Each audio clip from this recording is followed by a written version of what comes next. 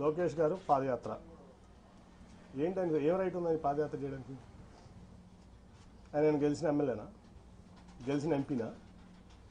ఏం రైట్ ఉంది అంటే చంద్రబాబు నాయుడు గారు కొడుకు కాబట్టి ఓడిపోయినా గెలిచినా నువ్వు ఎట్లా అయినా సరే పార్టీ మీ నాన్నగారిది కాబట్టి నువ్వు ఏదైనా చేస్తావా? ఏం త్యాగం చేసావు ఈ సమాజం కోసం, ఈ రాష్ట్రం కోసం? నువ్వు ఒక ఎంపీ వచ్చి నువ్వు ఓడిపోయిన ఎమ్మెల్యే, నువ్వు ఒక ఎంపీ వచ్చి నీకు జీహూదు రావాలా? గెలిచిన ఎంపీ, యాంటీవేవ్లో గెలిచిన ఎంపీ నీ యోగాలలో నేను పాల్గొనాలా? ఎట్లా పాల్గొంటాను? ఏం ప్రోటోకాల్తో పాల్గొంటాను? నువ్వు ఆఫ్టర్ ఆల్ ఓడిపోయిన ఎమ్మెల్యే నా ముందు.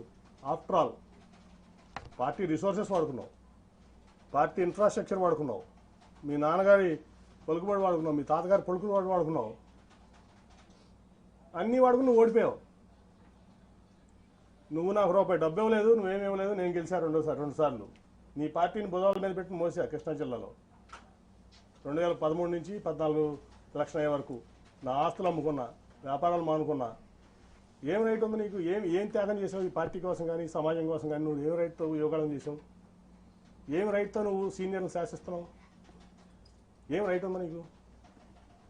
ఓ 10 సార్లు ఎమ్మెల్యే చేసావా? 10 సార్లు ఎంపీ చేసావా? ఏం ఆస్తి అమ్ముకున్నావు? నేను ఆస్తులు అమ్ముకున్నాను, 2,000 కోట్ల రూపాయల ఆస్తులు. నేను ఈ పార్టీ కోసం అనండి, నా ప్రజా జీవితం కోసం అనండి, నా వ్యాపారం ఆపుకున్నా. నువ్వు హెరిటేజ్ ఆపుకున్నావా?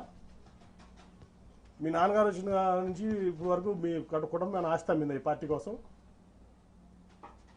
ఏం త్యాగాలు చేశారని నువ్వు యువకులను చేస్తావు? మమ్మల్ని ఎట్లున్నామంటావు? ఏం రైట్